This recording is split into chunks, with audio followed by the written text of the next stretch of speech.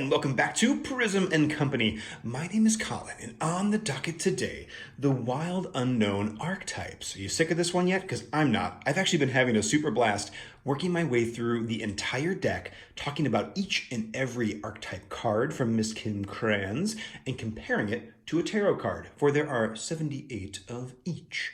If you are new to the series, or you're just stumbling across this video as your first, I highly recommend checking out the introduction video, which I will leave a link to in the description box below. And that really goes over my process, how I started this, oh, excuse me, I burped, and some disclaimers. No more burping, no more stalling, let's get on with the show. Previously on Prism and Company, we talked about the tier. Oh, and it was so sad, for it was our last video. Nope, our last card of the video. We're just gonna go ahead and jump right in, moving from number 52 to number 53. The Riddle. The puzzle, the question, the mystery. This card is all about taking the mundane idea and turning it into a mythic idea. Now, what Kim means by that, there is this whole subtext of a mythic narrative woven throughout this deck. Oh boy, it's so mythic, in fact, I can't even think of it. Comparing it to, say, your normal mundane life, the mythic version of your life would be imagining yourself as a knight or a sorcerer or some, cool magical character or something just totally beyond the normal world, something magical, something archetypal, if you will, and I just might. This feels like a little bit less defined than some of the other cards, but I do really like this idea of embracing the mythic narrative. And it's also tied into this, like the riddle portion of it is you have to stop thinking about a normal problem in a normal way. You have to open your mind up to this more mythic archetypal aspect of it. And that can really cause your brain to knot up because we're not used to doing that. So that is the riddle. How do you take a normal problem and unwind it using these bigger tools? Okay, I'm kind of talking myself into liking it here. The card that I chose to go with this is the Ace of Swords. Look at him in all their swordy glory. I picked this because it's kind of a new way of thinking. It is a small idea that turns into a big idea. So we're starting small with the Ace of Swords, eventually growing into the 10, and definitely like a new, fresh perspective. And there's a real newness to the aces that certainly plays in.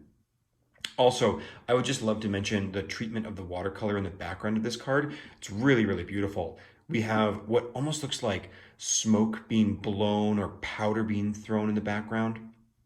And what I appreciate most is that there's elements of the dark moving into the light, almost like this is the dark smoke invading a light space.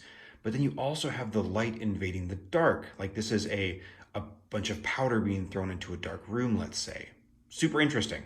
And it's just a matter of where do you place the dot of ink? White ink was used over here and black ink was used on this side. Super beautiful, super great. Let's move on to number 54. The vow, the promise, the oath, the contract, and a lovely card featuring beautiful gold ink. This card is all about making promises or vowing something or making an oath. Okay, I just said the keywords again, sorry. But it's really about that statement, the declaring of something and then holding to it. The last line of the guidebook is pretty cool, and I'm paraphrasing here.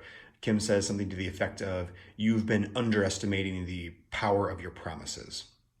And I think that's really neat. There's something very, very important about the things that we say, and I like the idea of holding ourselves to those words. The tarot card that I've chosen to pair with this, let's see here, is the Knight of Pentacles. There we go. This one I chose to kind of lean into the slow consistency of the Knight of Pentacles, that idea that it just sort of chugs along. And when you make a promise, when you make a vow, you are beholden to it. It is this thing that kind of moves forward with you, kind of not like a burden, but it's something you carry with you, just like the Knight of Pentacles, might carry a plow with him. I think that's pretty neat. And also the idea of duty. Knights are very dutiful. So carrying the promise with you feels very knightly as well. Oh yeah, I thought I grabbed the Knight of Wands here, but it is the Knight of Coins. Okay, great. We're all good. Everybody's good. Let's take a look at 55.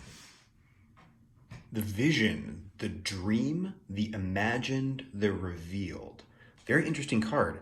This is talking about having vision. So people with vision, for example.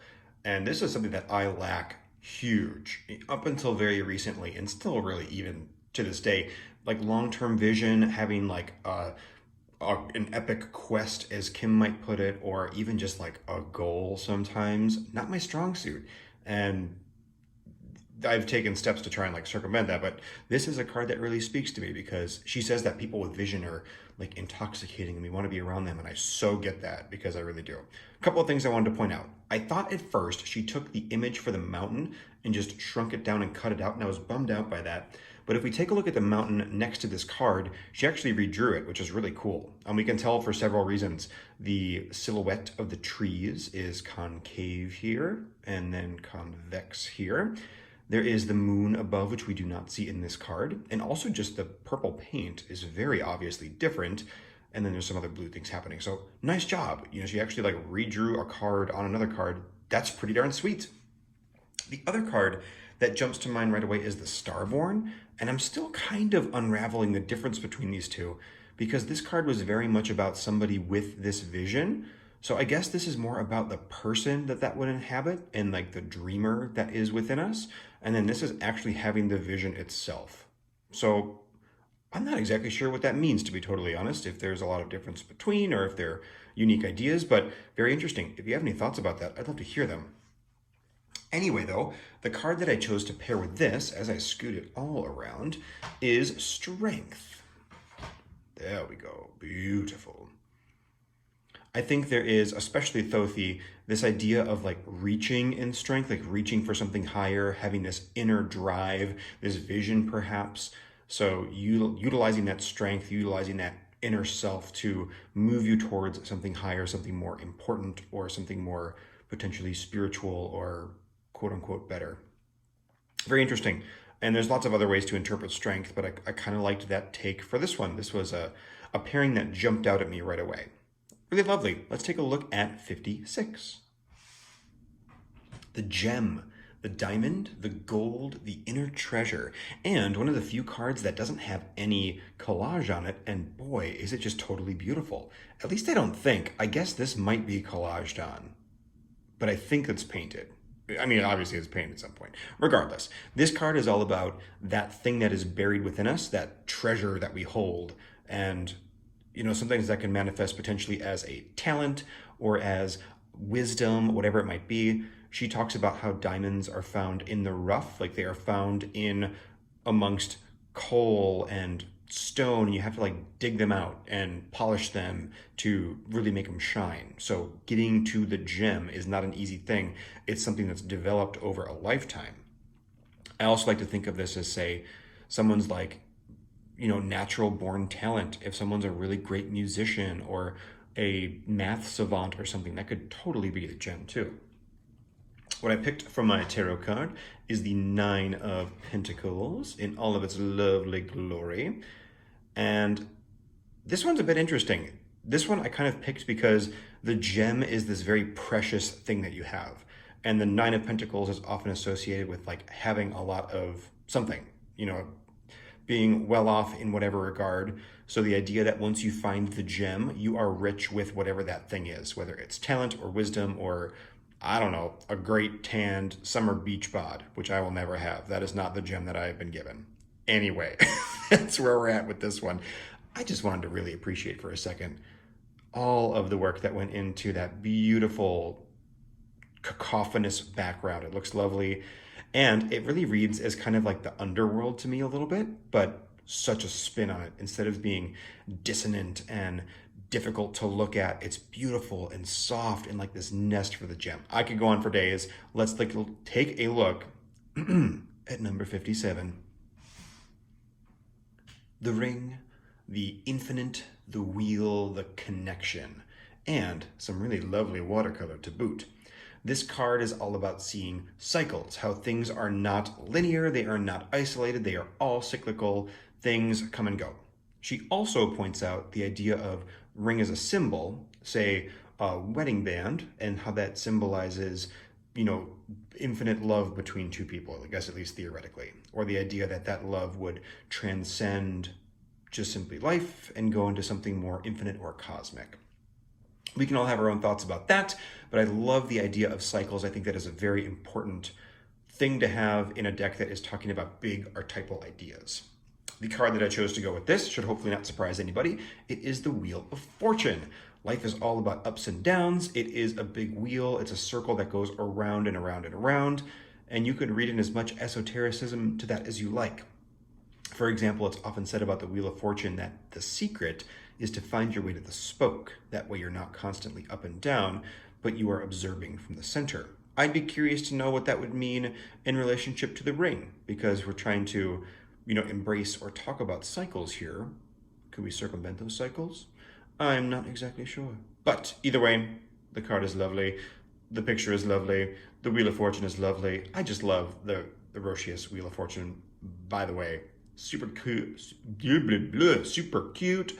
This monkey's wearing a little skirt thing. Anyway, let's move on. I am having one of those days where I'm just speaking and it's like, God, Colin, what are you saying? We're just going to move on. Let's take a look at number 59.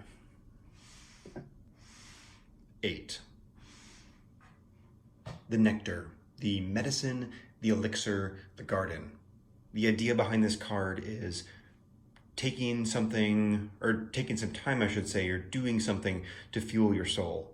Kim specifically calls out picking a flower and smelling it, letting that scent fill you and unlock something. I think she says lubricate the soul, which is such an interesting idea that it would be stuck within us and we need to do something to move it and get it rotating or percolating or whatever souls do. I don't know. Mowing the lawn, mowing the soul lawn. You heard it here first, folks. We're mowing the soul lawn today. Anyway, the card that I picked to go with the nectar is the Three of Cups. There we go. Three of Cups. Don't you know? And I wanted to take that idea of, finding something that inspires joy and giving you an example of it. So that's why I picked the 3, the idea of community. Somebody might find this kind of soul-filling community with others. Maybe it's lifting their spirits, very much seen here in the 3 of the Rider-Waite. Or this idea of abundance, this, growing or blossoming of your mood. That could certainly be post-nectar. Definitely a very cheery vibe to this card. I'm actually really curious what the negative side is. Fixation on a feeling, aggressive approach to healing. Interesting. I'm gonna have to think about that one. Maybe it's trying too hard to get that feeling to manifest. I could certainly see that, because if you're grabbing a fistful of flowers and smashing them in your face, you're like, I need to be inspired right now. That probably wouldn't work. That might be a little fixated. Okay, cool. With that, let's take a look at officially 59. The Medallion. Our keywords are the amulet, the talisman, the heirloom. This is a pretty cool card. I really like this one a lot. And it's the art that reminds me the most of other Wild Unknown stuff. This just feels like it was taken straight out of a Wild Unknown tarot card, and she put that little image, of a talisman on top and the little hand on the bottom. I digress though. This is the idea of sacred objects, maybe passing down something from generation to generation. Or she specifically calls out collecting something. Why is collecting something so important to you? Tarot decks. And what does that mean? Is that just something that holds physical earthly value? Does it hold some sort of spiritual or emotional value to you? And how do we use this as a tool? How could we pass something on to somebody else or receive something in a way that is meaningful besides just objectively? Let's take a look here. I picked number 10 of coins or pentacles or discs or whatever for my tarot card here. And there's a real sense of generationalism, generations, whatever, in the 10 of coins that, speaks to this kind of passing down. And I also think of the 10 of coins as having something and then having enough that you can then pass on. You can, start a new cycle with the ace again. So exactly like this was what this is talking about, either moving from generation to generation or passing something or having something, but there's a lot of meaning behind it. And I think that's pretty cool. This feels like a really, really tight fit to me. Some of the cards are kind of fun and surface level, but this one is a match made in heaven. Let's take a look at 60. The kiss, the touch, the chemistry, the sex. This is talking about that moment of intimacy that could be experienced with a kiss, kind of the electricity in the room beforehand. Also, just like the raw physical and even like emotional or spiritual connection that implies, the sort of trepidation of like, oh, does this person want to kiss me back? It feels very like kind of innocent and flirty, but then also at the end of it, at the end of the guidebook entry, she talks about how this could be interacting with the divine and how that can, fill your heart in different ways. So interesting. This is one that I don't or wouldn't have necessarily wanted to include from the beginning, but it's an interesting inclusion, and I like this idea of this electric moment of intimacy with whatever happens to be happening. Happenfully. Let me say happen a few more times. The card that I chose to pair with this is the Two of Cups, and I'm really leaning into the stereotype here. The Two of Cups, kind of annoyingly so, is associated with love. So I thought, two people, emotions with cups, there's a kiss about to happen there, and we're just going to kind of keep it surface level on that. But I mean, you could of course see the idea of, say, the mundane and the divine meeting, maybe even sharing some of that emotionalness back and forth, like two beakers mixing and stirring. Very interesting. Also a super beautiful card, so that never hurts. This is reminding me of another card in the deck, and now I can't think of it. I'll have to take a look through. Oh, what a shame. I'll have to look through these sweet cards. Cool. With that, let's take a look at 61. The mask, the persona, the performance, the reveal. Now, she took a real left turn in the guidebook from what I was expecting. The first line or two, again paraphrasing, is something like, we often see masks as ways to hide ourselves, but what if it's actually a way to reveal ourselves? And I was like, okay, you got my attention. And then she talks about how, you can use a mask as if your life were a stage and you're performing theater. What part of you is feeling repressed or underrepresented, or you want to experiment with or expose, put that mask on, play that part, and that can reveal something about the deeper truth. So kind of a neat little twist on how you might envision a mask. Now you could totally read this card too as taking off a mask to reveal your true self. So like, what are you putting on to hide? That's certainly the negative aspect of this, hence the whole negative half of the card here. There's a real dichotomy there. Now the card that I chose here was another one that I had to kind of wrap my brain around because I was running low on tarot cards to pick from, but I picked the Five of Wands, and I like this idea of almost a battle of, who am I? Like, what mask do I want to put on? What mask is going to sort of take center stage and be the persona that I embody?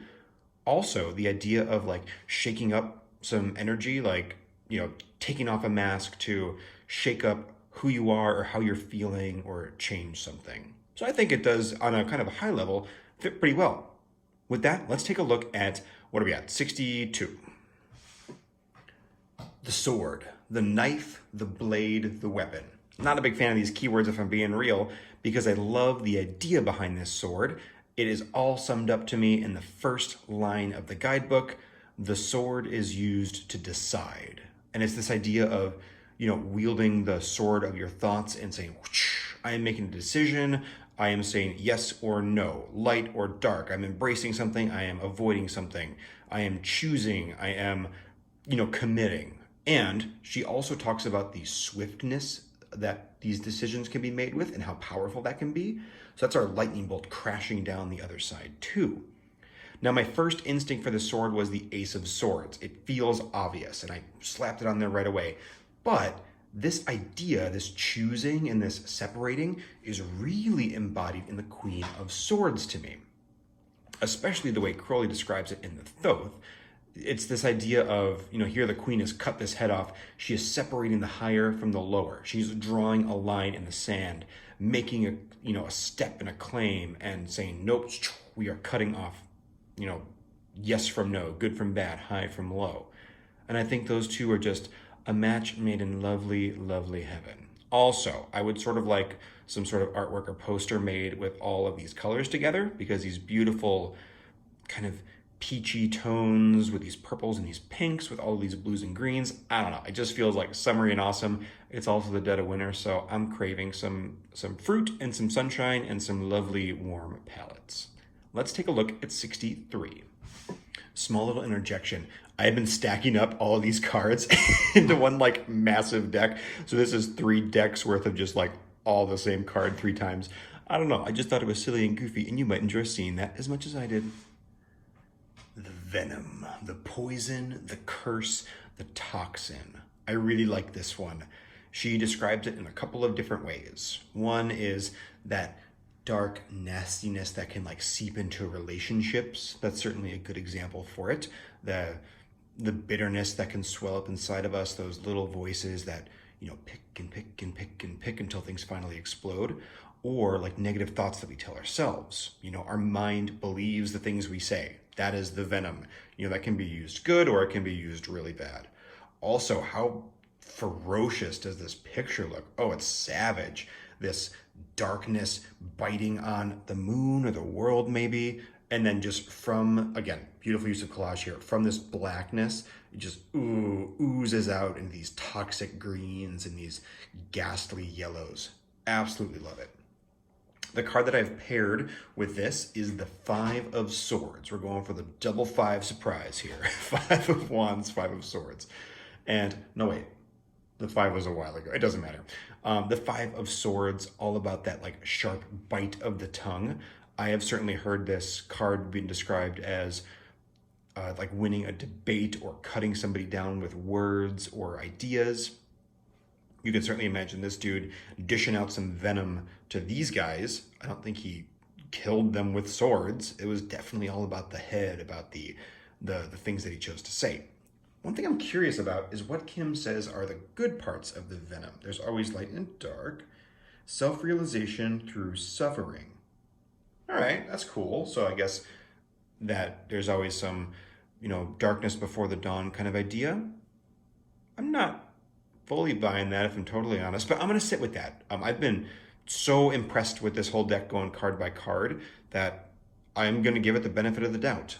I will say this tools section has been the most kind of for me, but there's been some real winners too.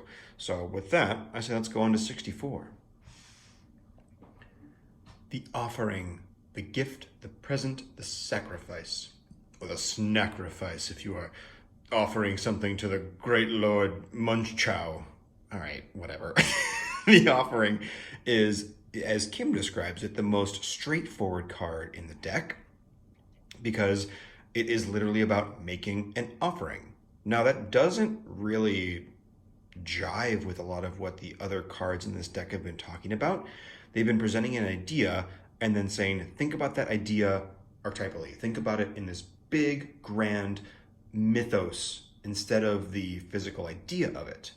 Now, at the end of the entry for the guidebook, she does say, what if you offered yourself wholly and completely to something? And then she says, with a smirk, I'm sure, start small.